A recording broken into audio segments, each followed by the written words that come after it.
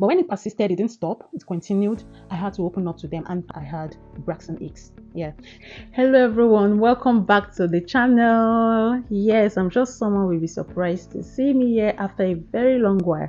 Yes, it's been a long time I have posted here, and over the past few months my life has taken a new turn and it has transitioned from being a mom of one to a happy mom of two. Yes, drum roll. Yeah. How are you all doing? Let me start from there. How are you all doing? How have you all been? I miss you. I miss doing this, and I'm happy finally coming back to do this after a long period of time. You know, it's been a very long time. You've seen me here. I think that was last year during the period of Vlogmas, and a lot has happened. So this video is just here to let you know about what has gone since the period of Vlogmas. Yes, so I will just be sharing with you just few of my pregnancy experience, how it all started, the symptoms I had, the journey, and that's just what this video is all about. Let me take it back to late last year. After going to the hospital to lodge my complaint on some symptoms. Yes, so I did a test. I ran some tests and I did an ultrasound, and after everything I was tested positive. Yes, I was tested positive. I never thought these symptoms would be pointing to pregnancy, although that period I was expecting, I was prepared for pregnancy, but I never knew the symptoms I complained at the hospital will be pointing to pregnancy. And lo and behold, I was positive. It was, it was a big relief. It was a thing of joy. I was happy, like, yes, the Lord has done it finally. But guess what? The scan results said no fetal pole. No fetal pole. What does that mean? That means there is no visible baby. Yes, there is a pregnancy, but no visible baby.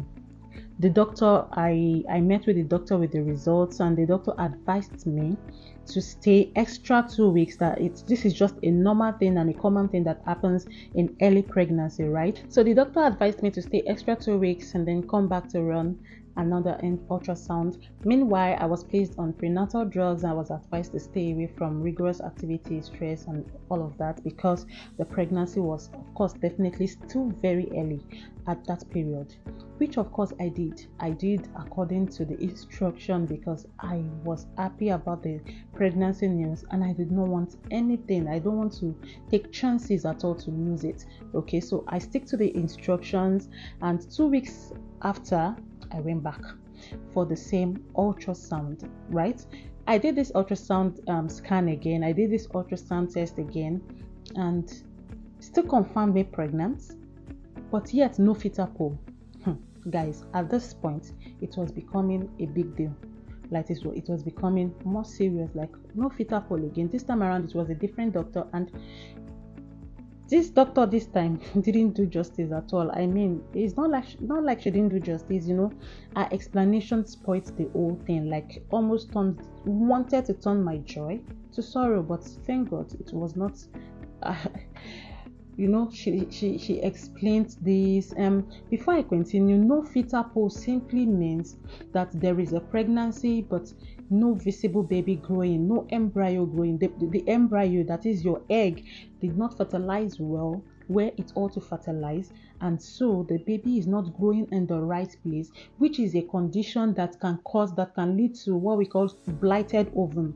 Blighted ovum is also known as miscarriage, right? It can lead to some pregnancy complications, ectopic pregnancy, and stuff like that. And these are common things that causes miscarriage for pregnant women in their early pregnancy.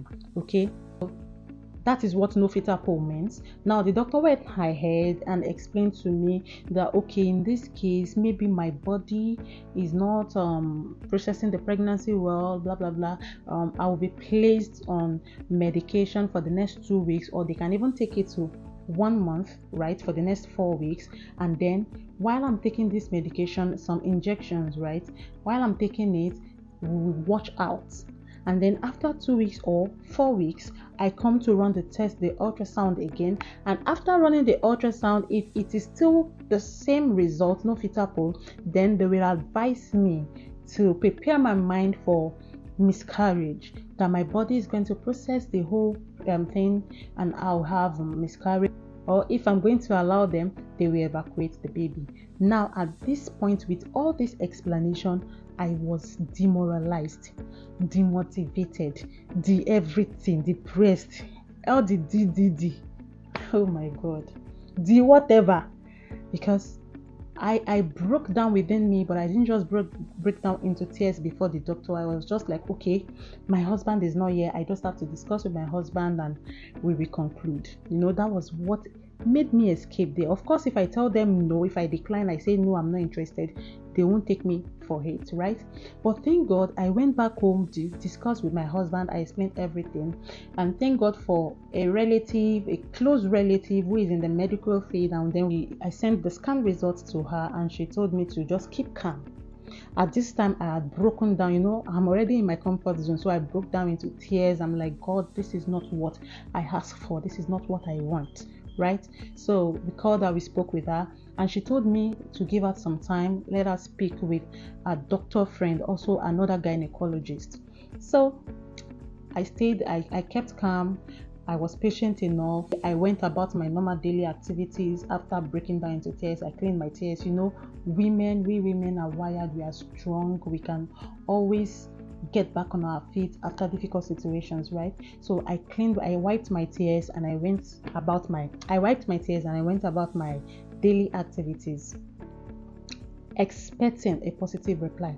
So at the end of the day, she sent me the reply of the doctor that I shouldn't go for any injection or take any treatment whatsoever, that I should just give myself time, give my body the time to process this pregnancy. Moreover, it is still early, and she mentioned that some ultrasound machines might not even be able to detect a baby at that early stage. So I should give myself another 1 month, right, for my body to process the whole thing. And after 1 month, I can go back to the hospital to run the test, or moreover, better still, go to another laboratory to run the same test and let us see the result. At the same time, she advised me to keep taking my prenatal drugs, to stay away from stress, stay away from some things, right, just to ensure we are all on the same page, which was what I followed. That response gave me the soul lifting that I needed. After all the demotivated, depressed, demoralized, everything, you understand, I was hopeful after that response. So I kept my faith high. According to my husband's advice, I kept my faith high. I was open on God, and I kept on following the instruction, taking my drugs. 1 month later, I went for this ultrasound. This time around at a different location, not an hospital, a laboratory, and I know the sonographer, right? So we went there this time with my husband and we did the test. The sonographer said everything is fine, and I was like, are you sure? What of the baby? Is the baby there? And she was like, what do you mean? Then I explained everything to her, that the first place I went, twice I did the scan and it said no fetal pole, and she was like, no fetal pole, very well. That is your baby clean. Can you see your baby is doing fine? Though it's still the embryo is still very small at that stage, and the heartbeat too, they can detect the heartbeat at that time. And I was like, okay, so no problem. And she was like, yes, you are fine, your baby is fine. Great relief, right? Now, all this process and all this while doing all this, it was in my first trimester symptoms, massive acne breakouts. When I mean massive breakouts, I had massive acne breakouts. I was, of course I'm pregnant, so I have to feel all these pregnancy symptoms, right? I was having nausea as usual, a little of fatigue, right? Those were the symptoms I had in my early pregnancy, my first. So after the whole thing and the successful result, the positive result, I was thankful to God, and I carried on with life. My symptoms, second trimester, the nausea became reduced drastically until I was better. I was myself. I was okay. Yes, I remember this. During my first trimester, my nausea was so much that I had a cure. Now let me ask you, if you're watching me, what was that thing that you found as a relief during nausea, when you feel nauseated in pregnancy? For me, that season was the season of agbalumo. Hey, if you don't know the meaning of agbalumo, I mean cherry. So cherry was the lifesaver. Should I call it a lifesaver at that time? When that nausea comes, I take cherry, and I actually researched it, and I saw that cherry is actually a good fruit to take during pregnancy. So as soon as I discovered I was on a safe side with cherry, please, guys, I took a lot of cherry during this period. During my first pregnancy, it was oranges, but this time around there were no oranges in season. Like the oranges, you won't even get oranges, so I opted for cherry. Let me know what you went for to relieve your nausea during pregnancy. What were the options, your coping mechanism for nausea during pregnancy? So straight to second trimester. My second trimester symptoms were indigestion. Yes, I had indigestion. I had heartburn, and then towards the end of second trimester stroke early third trimester, I had Braxton Hicks. Yeah. So if you don't know Braxton Hicks, Braxton Hicks is a condition where you start feeling, they call it forced labor. So it is a condition when you start feeling pregnancy, you start feeling contraction, like labor contraction. If you have not heard it before, Braxton Hicks is a forced labor, and it comes like contraction. It comes at early pregnancy when you are not even close to your due date. So when you are experiencing this or you feel this, just know it is not labor contraction. It's not that labor is around the corner. It is forced labor. So when it started, I knew it was Braxton Hicks because I already knew about Braxton Hicks. I knew much about it, but so I didn't lodge it as a complaint to my healthcare providers. But when it persisted, it didn't stop, it continued. I had to open up to them, and I'm using this medium to let you know, during your antenatal visits, going for antenatal, please do not hide anything from your healthcare provider. Even if it's something that you can keep under control, something you can manage, always disclose it to them, right? Do not hide anything from them, because they are the one in charge of your overall well-being and that of your baby. So I disclosed to them, and then they told me to see my gynecologist, of which the gynecologist confirmed it is Braxton Hicks. It is forced labor according to him, and he said that it is just preparing my body for labor, for the big day. So I was good, I was cool. Even the indigestion was resolved on its own. Heartburn was resolved on its own. All these are pregnancy symptoms that came with pregnancy, and they will definitely get resolved on their own. So do not fret. When whatever you are feeling during pregnancy, relate it with your healthcare provider, and you are good. So straight to my third trimester. My third trimester came, and at this time I don't want to say I was 10 tones darker. I was darker, I was bigger. I mean, these were part of my symptoms in pregnancy. So it's not a new thing. It wasn't a new thing to me, right? So finally, I picked my milestone, which is 37 weeks, and that is full term. So in case you don't know, once you clock 37 weeks in pregnancy, you are full term. And at this stage, medically, they believe a baby is free and good to come out of the mother. So for some women, once they are full term, they are good to go. They want to have their baby. They don't want to stay to due date, 40 weeks, whatever, blah blah blah. And for some women, they do not care. Once they are full term, baby can come anytime. So for me, I was expectant. As from 38 weeks, I was already expecting. And meanwhile, at this period, I had prepared myself. My hospital bag was packed. My baby items, the essential ones that I needed for delivery and early stages of of childbirth, I had gotten them, and I was ready. Okay, so 38 weeks, nothing. 39th week, nothing. And then 40 weeks, I hit my due date. And at the end of the day, to cut this whole long story short, 2 days after my due date, my bundle of joy, my little angel, came into the world, and there was joy in my heart from the story and from the case of no fetal pole, no baby, miscarriage. Hey, God, I beg. Maybe I would have lost that baby. But glory be to God, my baby came out healthy, alive, bouncing.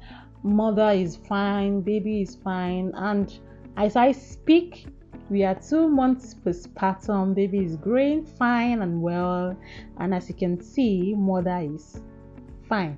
And that is why you're seeing me here. Of course, this video is long overdue. Yeah, long overdue. I should have done this before, even before now, before delivery. Yes, but finally I'm happy I'm here to stay for you guys. Okay, I am here on this faith of YouTube. We are here to work it together, to make it together. Do you understand? Yes. So please support this girl, support me, please. I know it's been a long time.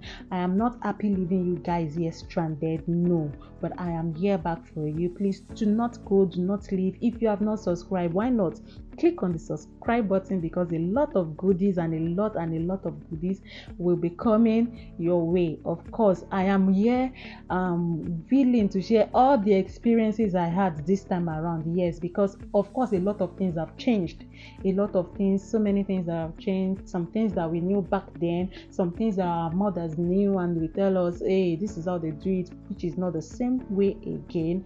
A lot have changed, and I am willing to put them out here to you all. Let us rub minds as mother. Let's learn from each other, our experiences, from research, from what we have learned in antenatal class from our doctors. Okay, I am here to put them up all for you, right? So before I end this video, if you're a new parent, you're a new mother, you are watching me right now, my advice for you is just to take it one day at a time, right? Postpartum can be overwhelming. It's a lot of things, right?